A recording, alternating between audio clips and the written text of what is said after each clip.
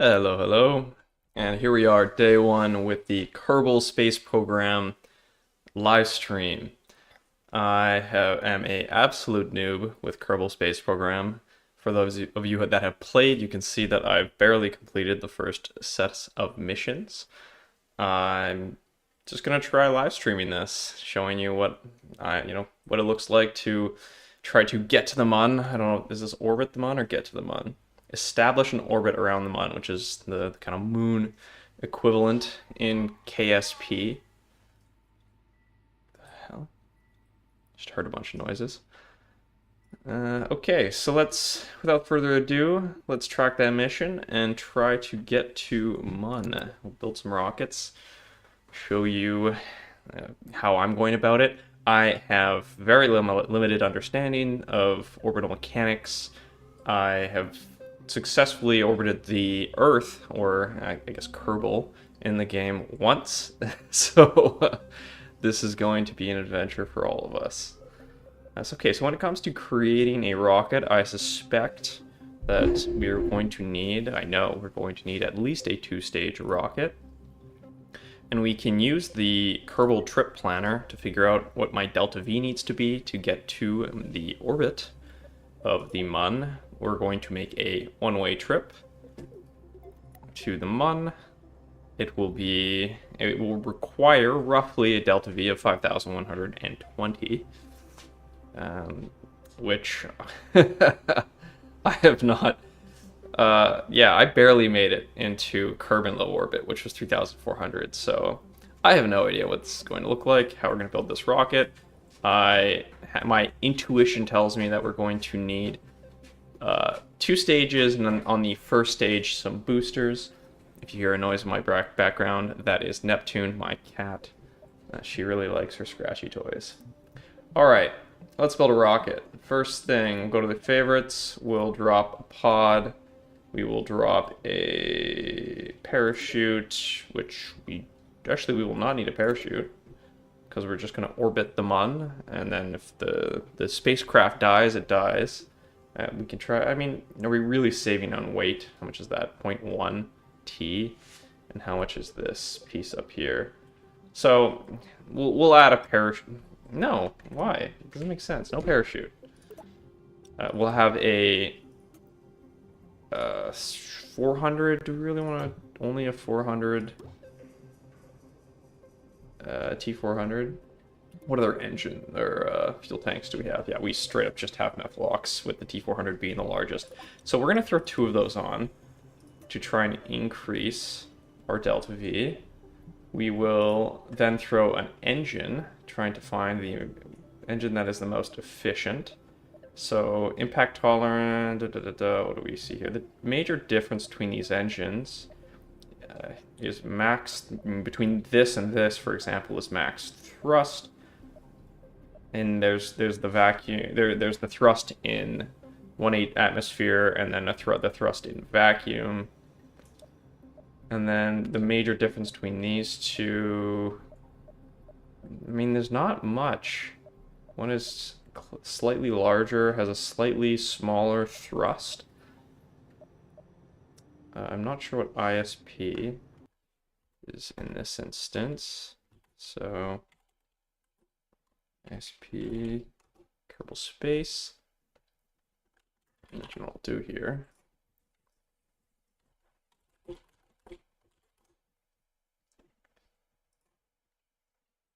Specific impulse.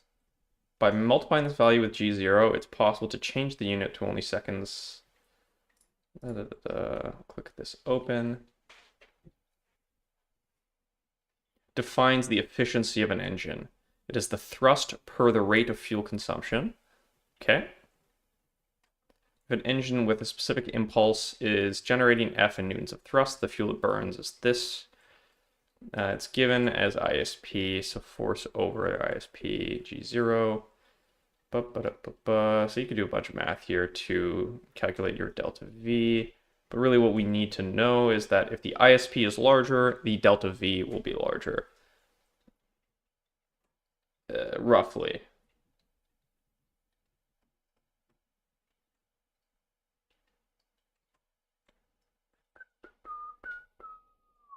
The formula using it has to specify what unit it does expect in the value. And if the value is defined in the other one, it has to be converted. Okay, so delta V is equal to your ISP G0 multiplied by standard gravity multiplied by the natural log of its wet mass divided by its dry mass. Okay, or its wet mass will increase the more fuel you have. And if you have multiple engines, you have a slightly more, you have a different formula. There's a relationship with altitude. The specific impulse is nearly linearly related to pressure. So once you leave the pressure of the Earth's atmosphere, you're now entering a vacuum. And if you and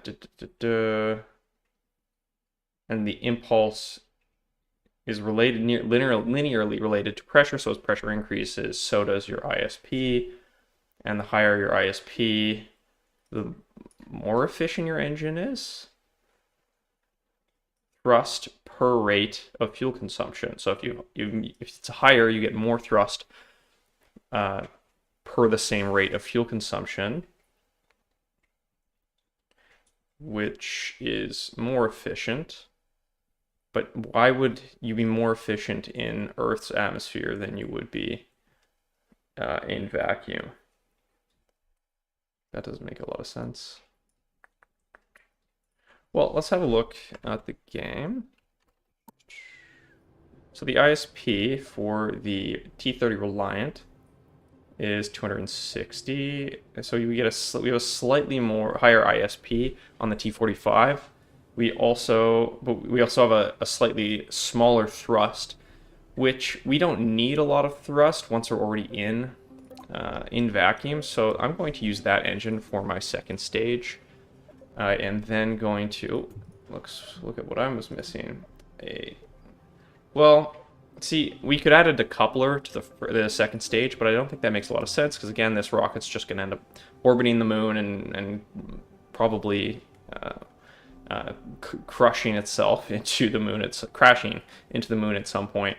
So I'm going to say wait and not add a stack decoupler on the top like we normally would. We're going to add one between the stages, however. And then we're going to add, again, more of these fuel tanks. And when it comes to engines, now we need to decide, do we want more thrust? And I think the answer here will be yes.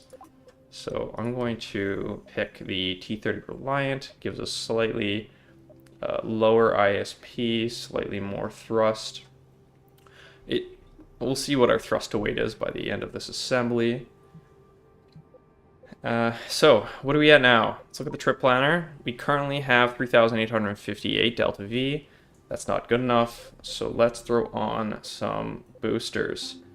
We have the back thumper, the RT-10 hammer, and the RT-5 flea. We're going to want something that's medium to large. We don't really care about its efficiency. We care about it getting us into... about an increase in our delta V. So I am going to pick the largest fuel booster, and we're going to let's just start with 2 of them. So before I apply those, we'll need to... Oh, this is kind of difficult because we'll probably want to connect this in 2 places. I don't know if that's actually going to be useful, but I have had rockets before where the boosters become very... they start to detach from the main rocket. They also cause a lot of instability. So let's add perhaps 2 radial couplers. So one there and then one up top here. We will connect the rocket now. I don't know if it's now connected to both radial couplers or just the one. Our delta V is almost there, which is incredible. Wow. So our delta V is 5,000. We just need an extra 120. I'd like to overshoot as well a little bit, if we can. Does it make sense to add... Take this off. I will trash one of these. We'll use 3. goes there. Another radial decoupler. Connect that there. We want to make sure we don't put it in a spot where our second stage will have trouble disconnecting. We will then throw this on, connect it to this one here, and let's see what our delta V is going to be. I know that's wrong. It takes some time to update for some reason. It's like, what is it, running calculations? I think not. That's fair. What the hell? What? It was 5,000 before, now it's 3,000? That doesn't make any sense. And apparently the thrust to weight is 0. So there are some problems with the calculations. It might be related to this. Sometimes I've noticed that if I change the order, then it will affect the calculations being done. If that's the case, then I appreciate the amount of effort that's gone into this software. Okay, so first thing that's going to happen, we're going to launch the first stage engine as well as the boosters. We do not want to disconnect the boosters. That would be ridiculous. So we're going to throw that up here. This is the next stage will be us disconnecting the boosters. The stage after that, we're going to decouple the first stage and then fire the second at the same time. And then we don't need any other stages at this point. Let's see if that's changed our delta V. Right now it's IC 4966. So we actually have a worse delta V after adding this extra booster, which I don't fully understand. It is more weight, but it is more thrust. Our thrust to weight is fine. And these complaints, these warnings are all about survival, which we don't care about. I'm confused. Not quite sure what the best way to go about this would be. There's no one in the chat that's here to help me. So let's just take off these decouplers. I'm going to keep them higher. If we have a look at our... There, I'll take these off. Let's have a quick look at our center of thrust, mass, and pressure. If we add on these, and then... So our center of thrust, mass, and pressure are at least central in terms of along the axis, the main axis of the rocket. That's good. Now if we add these boosters, what does that do? That drops our center of thrust down lower, which should be fine. I actually don't know what the importance of the center of thrust is. I mean, if we have like an asymmetric rocket, then our center of thrust will have us shooting into one direction or the other. So here I would imagine our center of thrust moves over to the side, which it does. It also changes their center of mass and everything. So let's not do that. We will... Okay, so all I've done is remove one radial decoupler. It's slightly changed our delta V. Don't care about action group manager. What to do. I mean, let's try to make this 2. And slap that on. Okay, that's less delta V, so let's go for 4. Like this here. Nice. So now we have 5,134, which, looking at the trip planner, just gets us over the mark. All right, time to launch. So we're launching our boosters first, then disconnecting the boosters, firing our second stage, and decoupling at the same time. Let's give this a shot. Look at that. It's a hecta booster rocket. Okay, what's the game plan? So we're here, and we want to go to Mun, which is over there. So what are we doing? I don't think it makes a lot of sense for us to try and orbit the Earth until we increase our periapsis enough such that we encounter the Mun. I think what we want to do is have a highly elliptical orbit. So we come around, we will fire... no. Like, I guess we want to fire our engine. Maybe do we do a trip around the Earth and then fire our engines on this side, such that it creates a really long arc and increases our periapsis all the way to Mun. Does that make sense, or do we just use the Earth's rotation to get us going right away? That probably makes more sense. I genuinely have no idea, so let's save the rocket. If I can save the game where we are. Save. Maybe I'll give it a name. Call this pre-Mun. Save. So where am I launching? If I launch, I'm going to go east, so I'm going this way.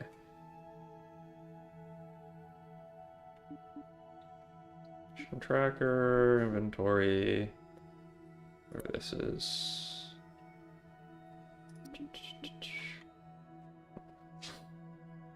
Let's give it a go. Let's view. Let's go. Skip countdown. I have full thrust. I'm going to drop my central thrust down. We've reached 100 meters per second. I'm going to slowly turn the rocket onto its right until we hit 90 degrees because we want to be going eastward. Boosters are doing their job. We are really pushing. I mean, our speed is well above 100 meters per second, which is what we were aiming for when we wanted to orbit the Earth. Our altitude had us such that before, when we wanted to orbit the Earth, we get to about 20,000 meters. With our first stage, let's see what we get to. I mean, we're barely burning any fuel on our first stage right now. It's all it's the boosters doing all the work at the moment. Let's check our trajectory. So you can see that our apoapsis is increasing quite a bit.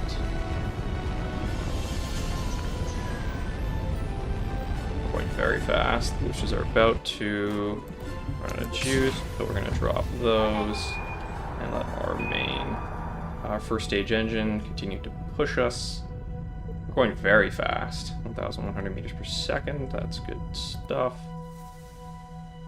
Where are we? Like, you can see how high our apoapsis is. If we really want to start to bend that quite a bit, we want this to reach us around, to get us around the Earth. So I'm going to continue to press the D key here. And if we have a look at the rocket,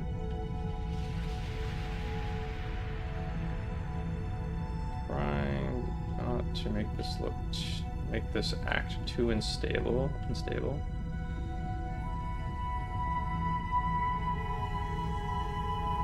And we're keeping this at roughly 90 degrees. So right now, our heading.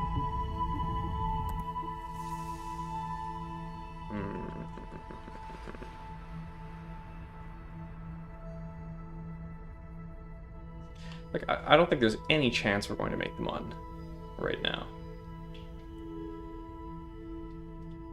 We just hit 100 kilometers. Very cool.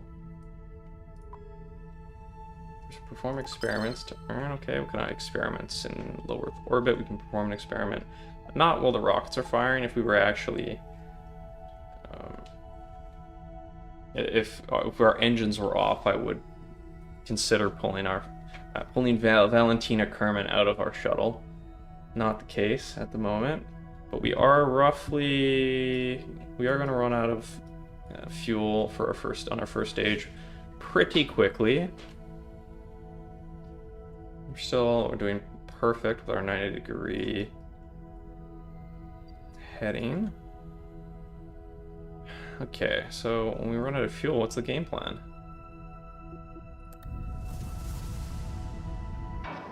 Okay, there it goes. Let's drop that stage. This always makes me nervous. I press go, and it doesn't drop the stage. So I end up wondering, like, what's happening? Sometimes you'll press it, if you, like, double or triple tap it, it will, and you have other decoupling stages, or a parachute stage. You'll end up shooting your parachute while you're mid-flight. You're like, okay, great, let me just restart. Okay, we can see our periapsis is starting to move us farther along. That's good. Like, let's just try something. I'm gonna move us ridiculously. I'm gonna move our rocket such that the nav ball has us pointing almost back towards the Earth. So we want to be. So if we have a look at the rocket right now, we're almost parallel with the Earth. And I think that's going to stretch up. Oh, yeah, don't go crazy.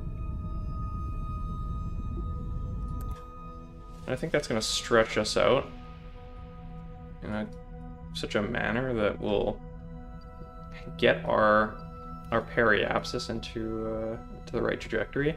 I guess another thing that I haven't really considered is that we want to intercept the moon. You know, if the moon is moving left here, we want our interception path course to effectively do this and catch the moon here. And that's something I have not given any thought to. So this mission is surely going to fail. I mean, I have half my fuel left on my second stage, but we've made it to a significant altitude. We have great speed, and I think we've learned that our rocket at least will easily get us outside of Earth's atmosphere, and we've learned some things what not to do. Probably the majority of decisions I've made in terms of orbital trajectory on this flight. I think there's a way to plan. So you left click. So right click, create a maneuver plan. You got a maneuver plan, Yeah, so we might need to go and we'll go take that orbital transfer course again. No, just stop it.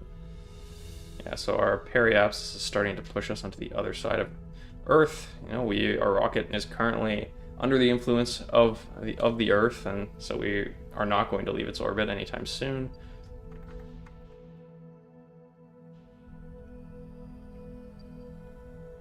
We have what is a relatively circular orbit around the Earth, just heavily skewed to one side.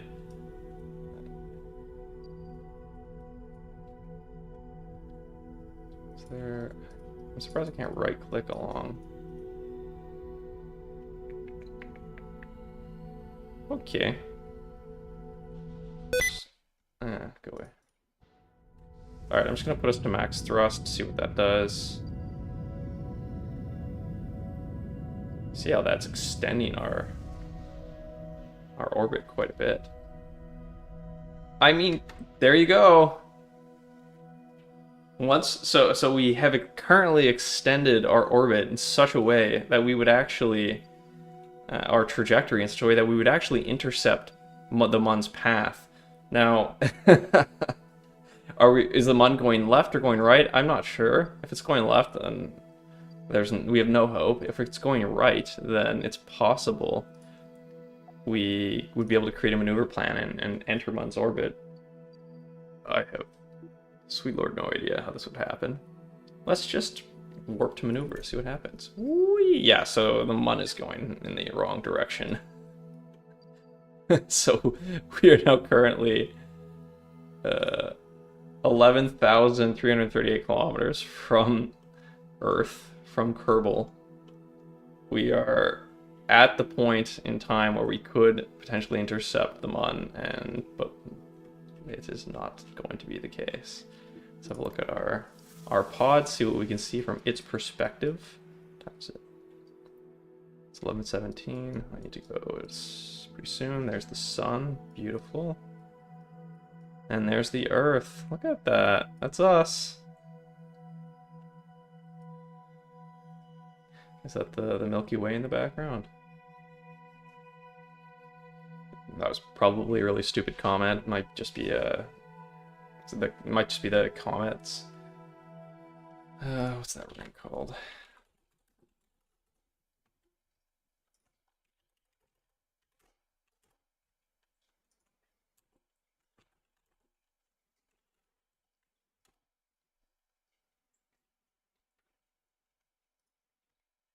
What am I talking about?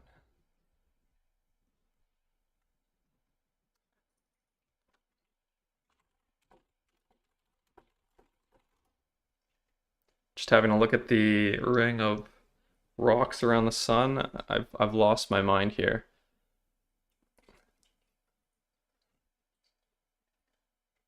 So there are, there's the sun. There are the planets that orbit around the sun, and then at a certain point between two planets, I think Jupiter and something, there's a Kuiper belt. Jeez Louise. So then I don't know. Are we looking at the portion of the Kuiper belt? Not sure. If you have an idea, let me know. Otherwise, this will be a failed mission in some ways, but in terms of just building a rocket that can get us out close to where we would be able to intercept the Mun, this was a rousing success. So thanks for sticking around. I'm going to take this offline, see if I can make some progress. But also, it's Sunday, so I'm going to go enjoy the rest of my day doing whatever I want. You have a wonderful rest of your day, and we'll talk soon. Bye-bye.